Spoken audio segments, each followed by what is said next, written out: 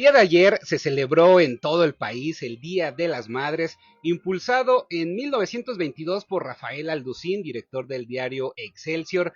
Cada 10 de mayo, miles de mexicanas y mexicanos se reúnen para conocer la labor y reconocer, por supuesto, también la labor que hacen muchas mujeres. Sin embargo, han sido los mismos medios de comunicación los que se han encargado de construir un imaginario alrededor de la madre como un ser que nos amó, incluso antes de conocernos. Pero, ¿qué pasa con las maternidades que rompen con ese estereotipo? ¿Qué impacto tiene la condición de clase en la forma de maternar? ¿Qué pasa con las maternidades cis no binarias? Bueno, pues esta tarde conversaremos aquí en el estudio con Iris González Cortés y Elisa Calleja Sordo sobre las maternidades y la equidad de género a propósito de este Día de las Madres, pero que nosotros usamos como punto de partida para poder ampliar y conversar alrededor de este tema. Soy Álvaro Canseco y como cada semana, como cada lunes, les doy la bienvenida a la Feria de los Libros, el espacio radiofónico de la FIL Palacio de Minería en Radio UNAM. Me da mucho gusto que nos presten sus oídos para poderlos acompañar de aquí hasta las 2:30 de la tarde a través de las ondas hertzianas y también de la fibra óptica. Les recuerdo que se pueden poner en contacto con nosotros mediante nuestra cuenta en X, ahí estamos como @ferialibros en Instagram y la Feria de los Libros en Facebook, donde estamos haciendo una transmisión simultánea mediante nuestro perfil y también en el perfil de la FIL Palacio de Minería, así que las y los invitamos a que por ese medio nos hagan llegar sus comentarios, observaciones a propósito del tema del cual estaremos platicando en unos minutos más. Bueno, antes de ir a nuestra primera pausa, quiero hacer una fe de ratas porque hace 8 días omití mencionar al maestro Miguel Mendoza, quien estuvo en la operación técnica y que permitió que pudiera llegar este programa hasta sus oídos. Así que saludamos y agradecemos al maestro Miguel Mendoza y también aprovecho para saludar a Roberto Valverde, quien está operando esta tarde detrás del espejo. Así que bueno, pues les enviamos un saludo y un agradecimiento porque sin ellos este programa pues no sería posible. Vamos a escuchar de dónde vienen las palabras y regresamos con más a la Feria de los Libros. ¿De dónde vienen las palabras?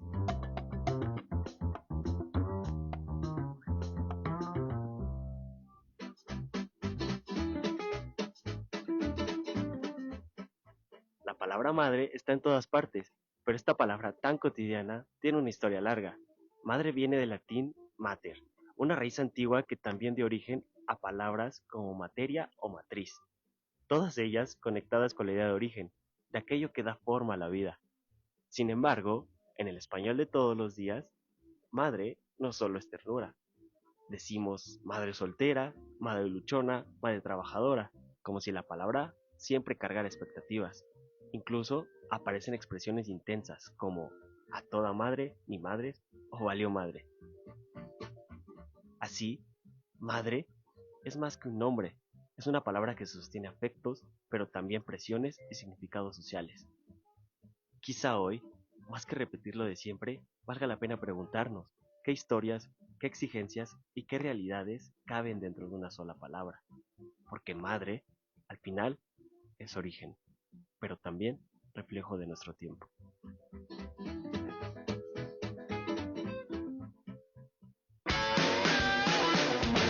Síguenos en Facebook, La Feria de los Libros. Esto fue de dónde vienen las palabras en la voz de Mike Hernández. Oigan, y ya tenemos aquí algunas personas que nos están comentando en la transmisión en Facebook. Paula Viveros me dice, hola, buenas tardes, saludos. Guadalupe Acosta Segura, muy buenas tardes a todo el equipo de este maravilloso programa. Bueno, pues muchas gracias Guadalupe, Paula, por escucharnos esta tarde. Y antes de ir con nuestras invitadas de esta tarde, recuerden que como cada semana tenemos libros de cortesía para todas y todos ustedes.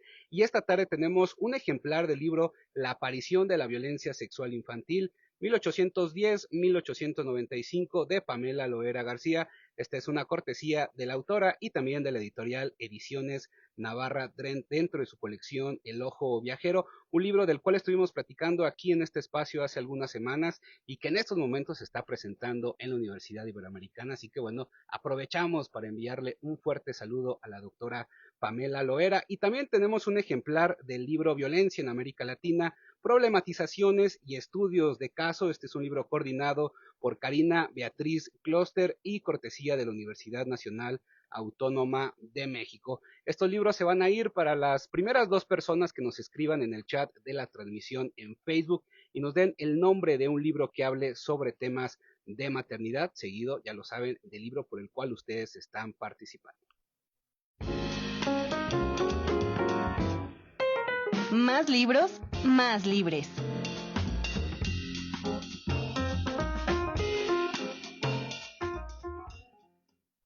Y como se los adelantaba al inicio del programa, el día de hoy hemos preparado una mesa de conversación a propósito del Día de las Madres, pero con la intención de ampliar esta definición y esta mirada que solemos tener sobre la maternidad. Estaremos hablando de maternidad, equidad de género y derechos sexuales con Iris González Cortés, feminista, doctora en Derecho por el Instituto de Investigaciones Jurídicas de la UNAM, doctora en Estudios de Género por la Universidad París 8, y sus líneas de investigación giran en torno a los derechos sexuales y reproductivos de las mujeres, la maternidad, la reproducción y derecho y el feminismo jurídico materialista. También nos acompaña aquí en cabina Elisa Calleja Sordo, maestra y doctora en ciencias en el campo disciplinario de bioética por la UNAM, es doctora en lógica y filosofía de la ciencia por la Universidad de Salamanca y su investigación se centra en temas relacionados con la bioética, la reproducción asistida, la tecnología, responsabilidad y justicia intergeneracional. Así que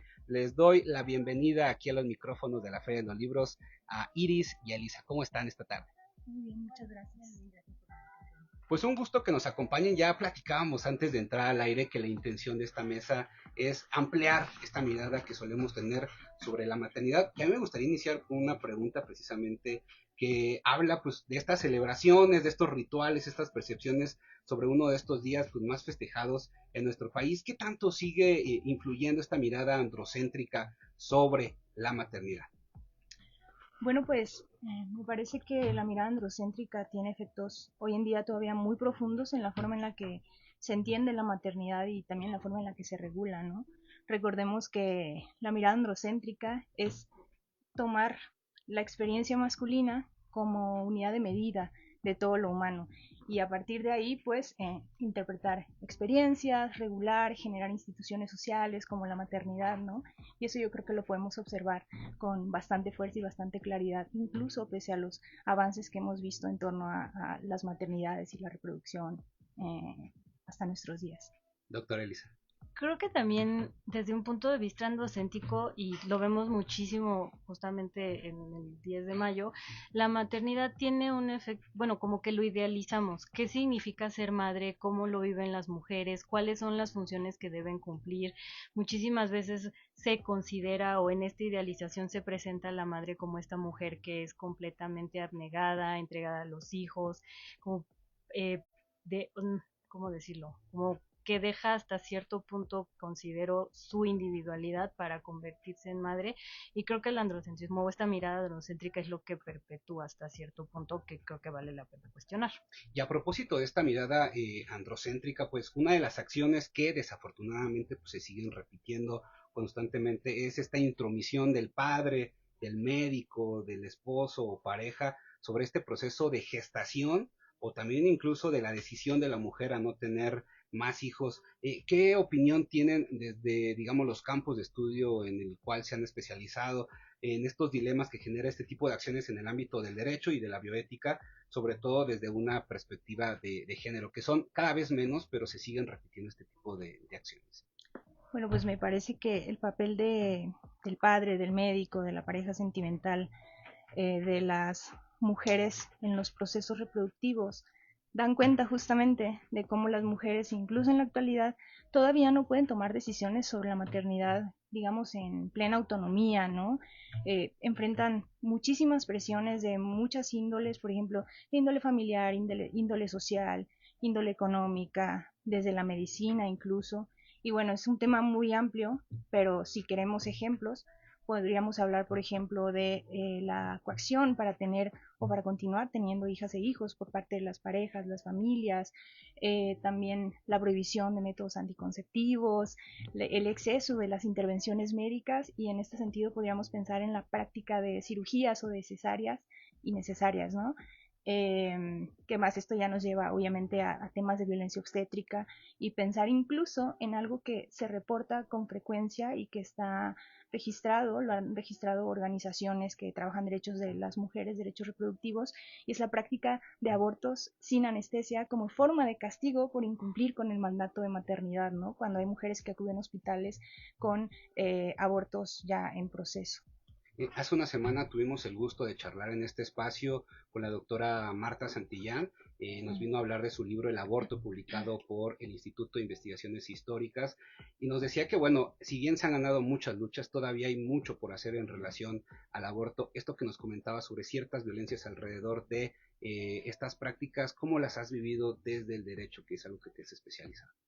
No, bueno, pues evidentemente, a ver, cuando una es feminista, no puede separar lo que estudia de la vivencia personal, ¿no? Entonces es algo como muy, pues es político al final de cuentas. Entonces todas estas cosas, sobre todo cuando somos mujeres, pues nos interpelan, aunque no nos hayan sucedido a nosotras.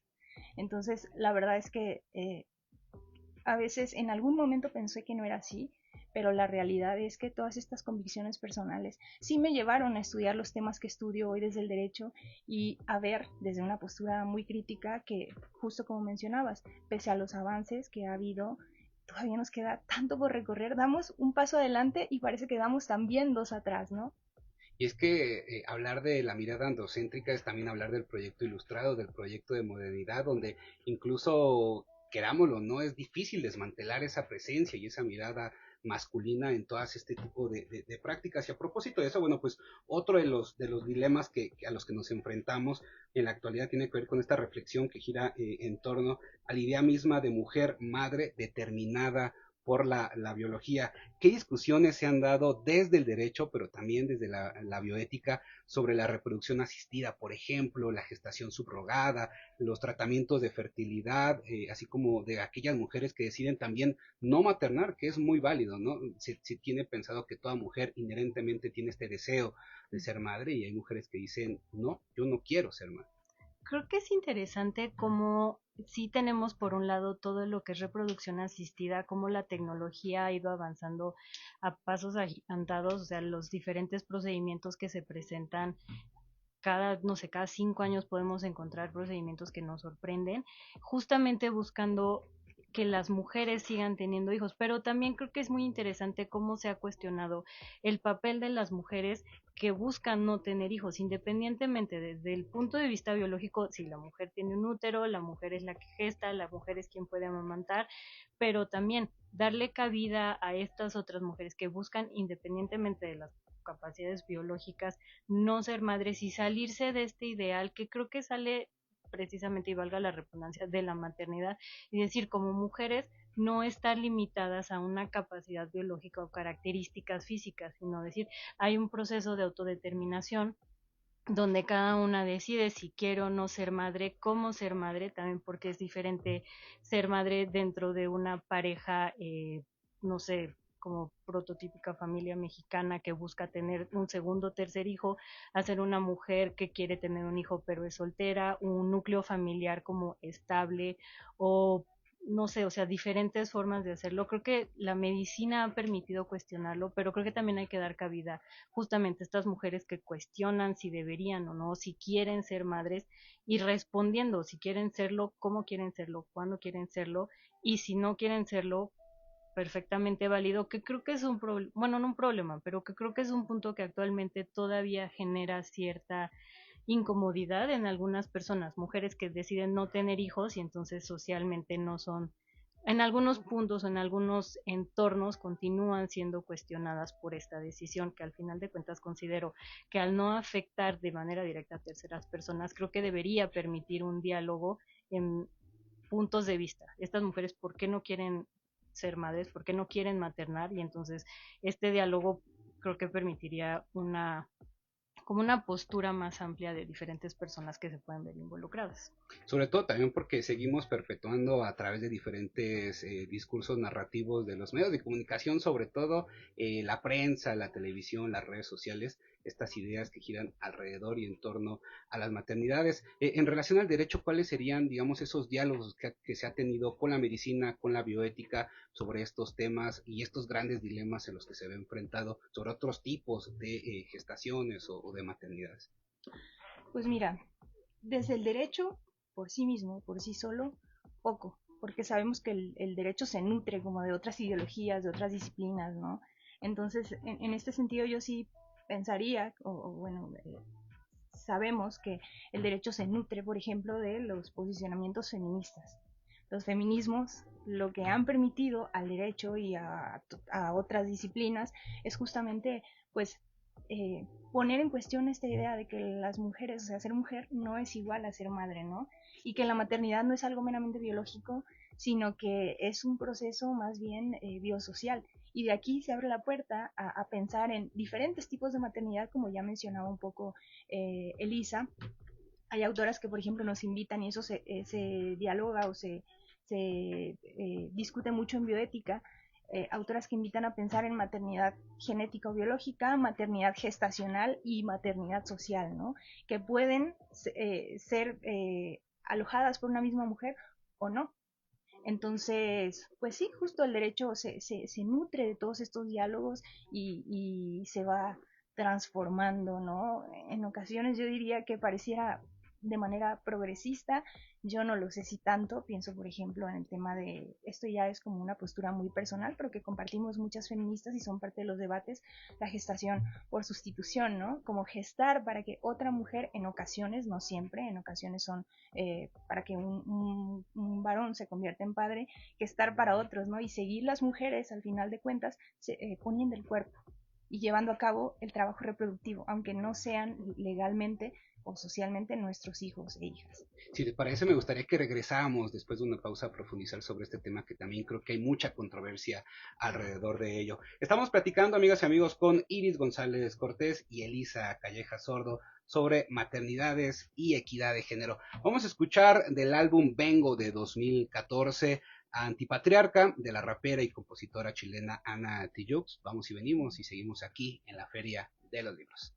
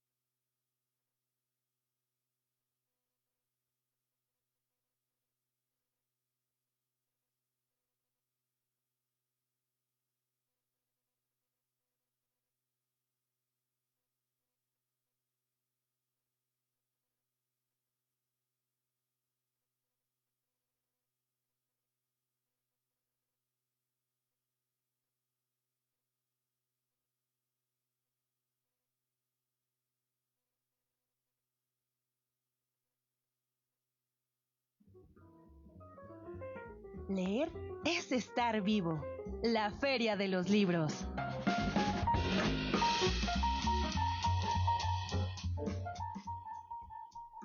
Seguimos platicando aquí en la Feria de los Libros a través del 860 de la amplitud modulada de Radio UNAM y llegando a ustedes a través de la fibra óptica mediante nuestra transmisión en Facebook. Ahí nos encuentran, ya lo saben, como la Feria de los Libros, donde también se han hecho notar algunos de los seguidores. Nos escribe también Daniel Iturbide Betancourt, quien estaba participando por el libro La aparición de la violencia infantil. Un saludo a Daniel, quien habitualmente sigue este programa. Y bueno, pues nos quedábamos antes del corte sobre el tema de la maternidad subrogada, todos los debates que hay en torno a ello, desde el derecho, pero también desde la bioética y desde la ciencia en general. Me gustaría que profundizaran más en este tema porque me parece además muy relevante en un momento donde se rompe completamente esta idea única, homogénea de ser madre.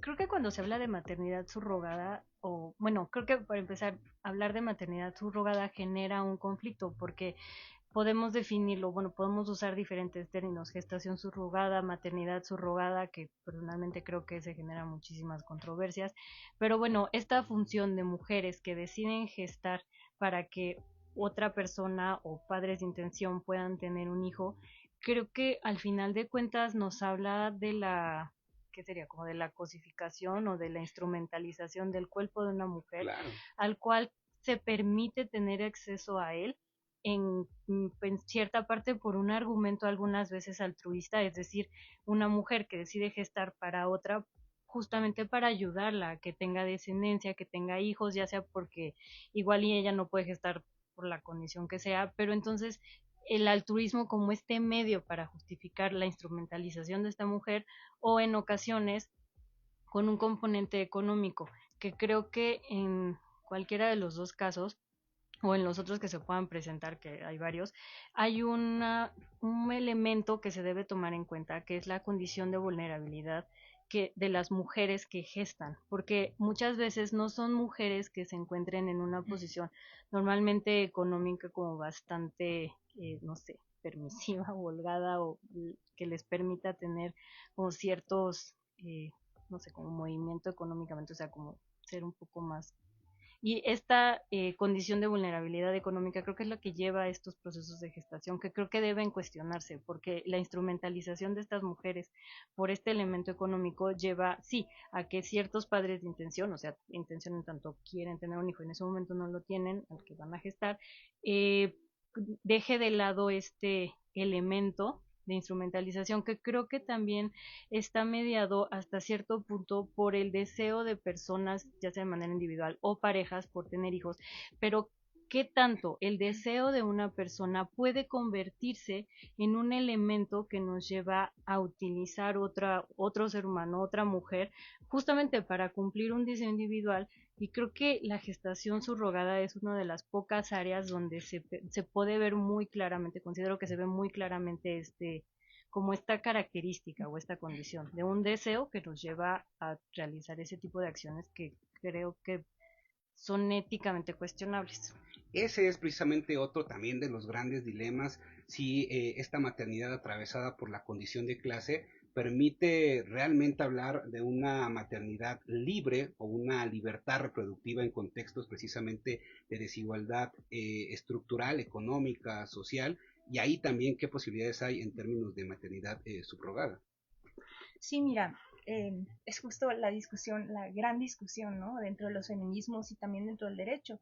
Si los deseos de maternar, de paternar, deberían de convertirse en derechos. Si los anhelos personales de una paternidad o maternidad, en muchas ocasiones genética, debe ponerse por encima de los derechos humanos de personas, de mujeres que viven en condiciones de precariedad, porque hay que decirlo, la mayoría de las mujeres que gestan para otros no lo hacen por altruismo, lo hacen porque hay un intercambio económico, ¿no? Claro. Y es una discusión como muy álgida en la actualidad. La verdad es que la regulación mexicana hoy por hoy permite la gestación por sustitución. Todavía hay muchos vacíos, pero en general la tendencia es regularla para aparentemente evitar la explotación, ¿no? La verdad es que regular no va a evitar que exista la explotación y no va a evitar que se siga perpetuando esta idea de las mujeres como cuerpos vasija, ¿no? Cuerpos contenedores o incubadora para otros, como siempre dispuestos a encargarse de la reproducción, en este caso, aunque no haya una maternidad, porque también hay que decirlo, no, el hecho de que una mujer geste para otras personas no significa que se convierta en madre. Eso sería violento imponerlo nosotras mismas, más bien será cómo se vive cada caso, ¿no? Y la forma en la que la sociedad puede ver a estas mujeres que por cuestiones económicas deciden hacer este tipo de prácticas, que así como las mujeres que abortan, creo que también este tipo de mujeres que establecen estas relaciones económicas, digamos,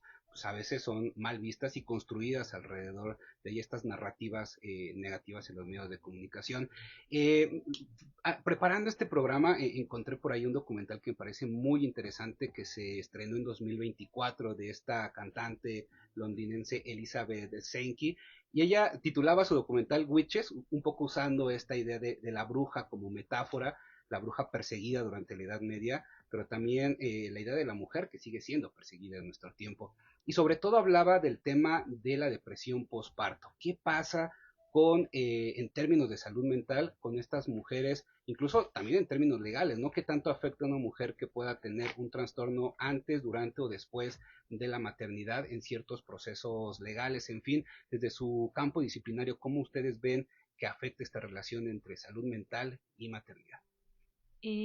Creo que la salud mental, así como juega un papel fundamental en la vida de cualquier persona, cuando agregamos el elemento de la maternidad, creo que se complica porque no es solamente una mujer, o sea, como individuo, sino es alguien que tiene que ser responsable de otro, o sea, ya sea de un bebé, de un niño en el periodo que se encuentre su hijo o hija, pero la salud mental está atravesada entre ese momento, en todo momento, y creo que las exigencias que hay en torno a la maternidad, que creo que va muy relacionado con la primera pregunta, esta idealización que tenemos de las madres, de qué tanto se les puede exigir, y tiene que ser esta mujer que es como desinteresada en sí, pero es entregada a los hijos, que siempre está al pendiente, que se sacrifica. Eso tiene una repercusión en la salud mental de estas mujeres, ya sea porque pueden en algún momento sentirse ellas perdidas como mujeres, como individuos, como alguien independientemente de la maternidad, pero también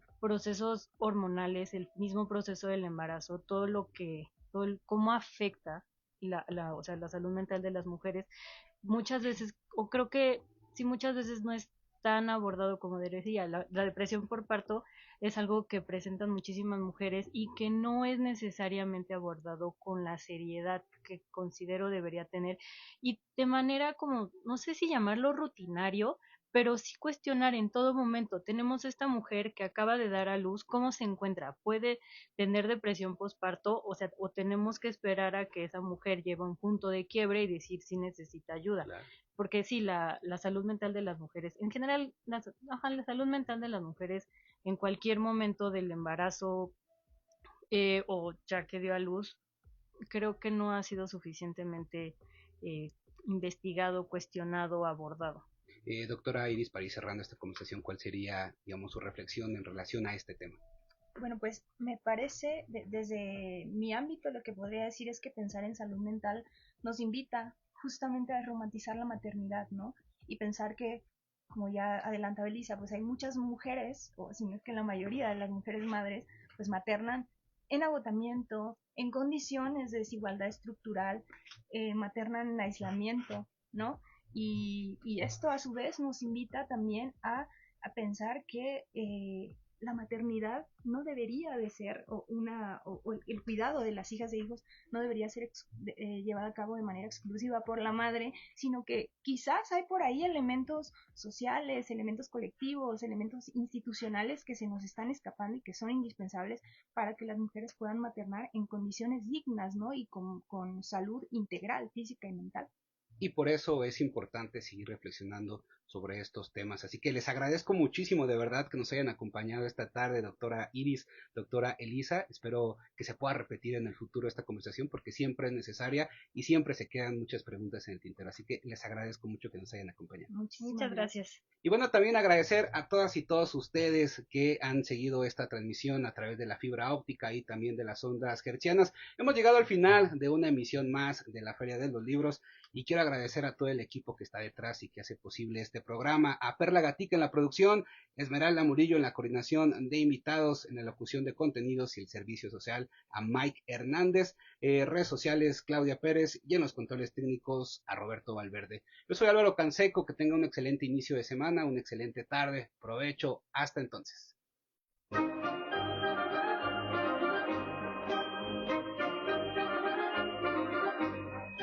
La Feria de los Libros, un programa de la Feria Internacional del Libro del Palacio de Minería que organiza la Facultad de Ingeniería en coproducción con Radio UNAM.